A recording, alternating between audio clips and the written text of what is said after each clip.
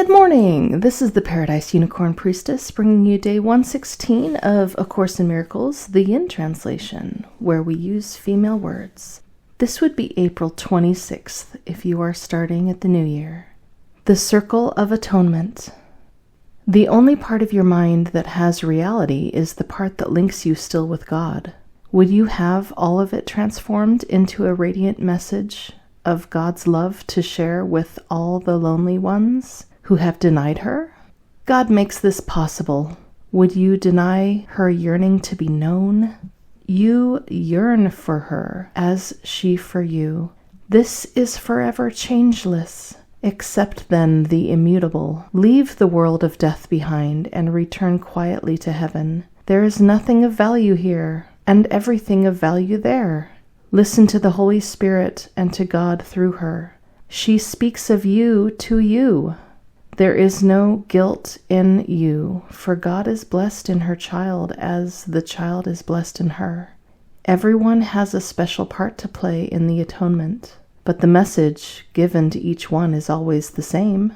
God's child is guiltless. Each one teaches the message differently and learns it differently. Yet until she teaches it and learns it, she will suffer the pain of dim awareness that her true function remains unfulfilled in her. The burden of guilt is heavy, but God would not have you bound by it. Her plan for your awakening is as perfect as yours is fallible. You know not what you do, but she who knows is with you. Her gentleness is yours, and all the love you share with God she holds in trust for you. She would teach you nothing except how to be happy. Blessed child of a holy blessing mother, joy was created for you. Who can condemn whom God has blessed? There is nothing in the mind of God that does not share her shining innocence. Creation is the natural extension of perfect purity. Your only calling here is to devote yourself with active willingness to the denial of guilt in all its forms. To accuse is not to understand. The happy learners of the atonement become the teachers of the innocence that is the right of all that God created. Deny them not what is their due, for you will not withhold it from them alone. The inheritance of the realm is the right of God's child, given her in her creation. Do not try to steal it from her, or you will ask for guilt and will experience it. Protect her purity from every thought that would steal it away and keep it from her sight. Bring innocence to light in answer to the call of the atonement. Never allow purity to remain hidden, but shine away the heavy veils of guilt within which the child of God has hidden herself from her own sight. We are all joined in the atonement here, and nothing else can unite us in this world. So will the world of separation slip away, and full communication be restored between the mother and the child.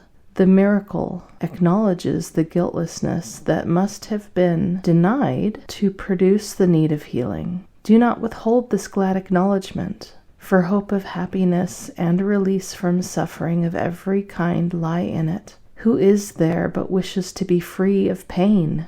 She may not yet have learned how to exchange guilt for innocence, nor realize that only in this exchange can freedom from pain be hers. Yet those who have failed to learn need teaching, not attack. To attack those who have need of teaching is to fail to learn from them. Teachers of innocence, each in her own way, have joined together, taking their part in the unified curriculum of the atonement. There is no unity of learning goals apart from this. There is no conflict in this curriculum, which has one aim however it is taught. Each effort made on its behalf is offered for the single purpose of release from guilt to the eternal glory of God and her creation. And every teaching that points to this points straight to heaven and the peace of God. There is no pain, no trial, no fear that teaching this can fail to overcome. The power of God herself supports this teaching and guarantees its limitless results. Join your own efforts to the power that cannot fail and must result in peace.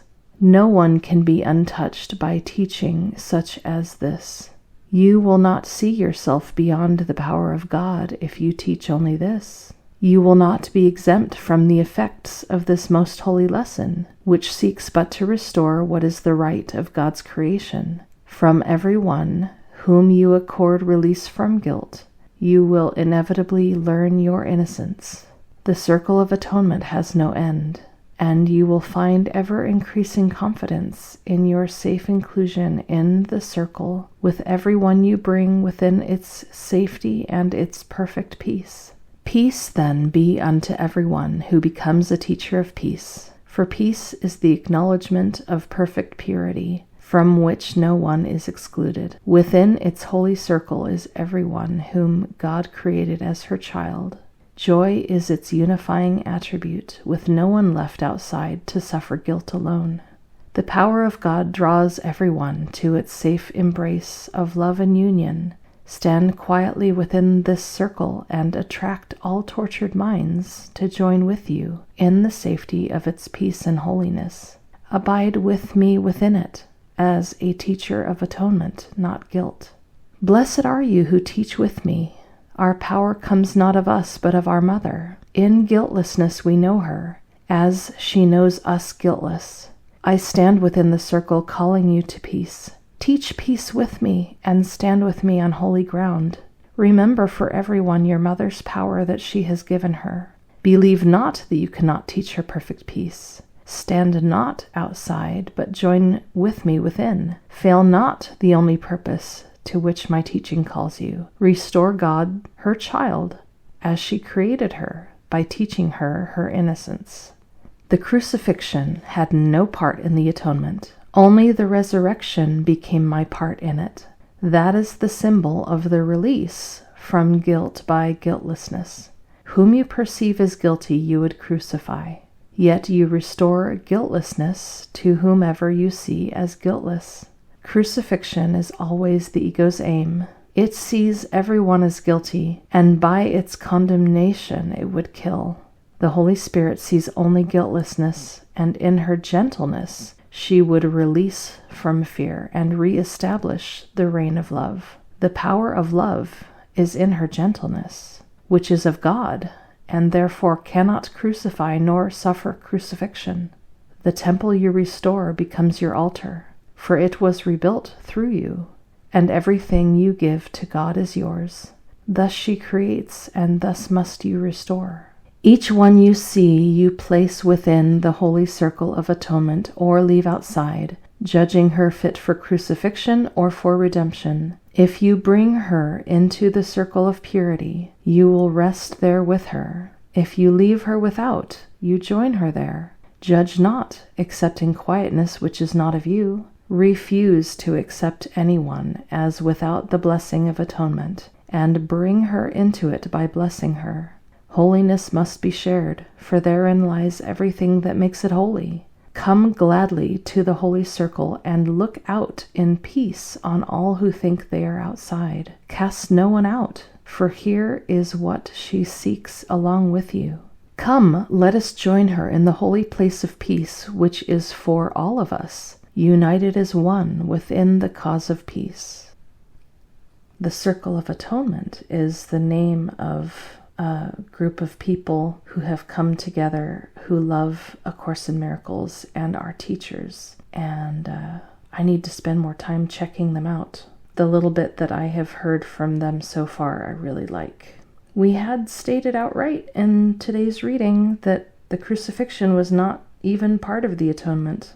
I was taught growing up that it was the atonement, but it's not. Twice, at least, in A Course in Miracles, it refers to the crucifixion as the last useless journey. Clearly, the speaker of A Course in Miracles, who is stated to be the one who was crucified, well, many people were crucified, right? But the one that was supposedly crucified as was desired by God to sacrifice for the sins of the world, and that's just not true. It stated again in this reading that it's not the will of God that there be any crucifixion at all of anyone anywhere, and that everyone is just as innocent and just as guiltless as the one we think of as being Jesus. In addition to this, twice now, A Course in Miracles has stated that there is absolutely no usefulness, no point in making guilt real and then atoning for it. In fact, the first time that was stated, it was explicitly stated that that is the plan of the ego, not the plan of God at all. There's no point in needing to make a big sacrifice, suffering on the cross in order to atone for guilt. The atonement is dismissing guilt entirely as unreal, as a fabrication. We gotta let that story go. We gotta let it go. I see the speaker of A Course in Miracles coming in through that story that's so ubiquitous and gently asking us all to let it go.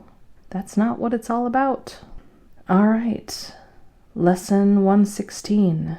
Review of lessons 101 through 102. For morning and evening review. 101. God's will for me is perfect happiness. God's will is perfect happiness for me, and I can suffer but from the belief there is another will apart from hers. 102. I share God's will for happiness for me. I share my mother's will for me, her child. What she has given me is all I want. What she has given me is all there is. On the hour, God's will for me is perfect happiness. On the half hour, I share God's will for happiness for me. And that is all. Happy practicing.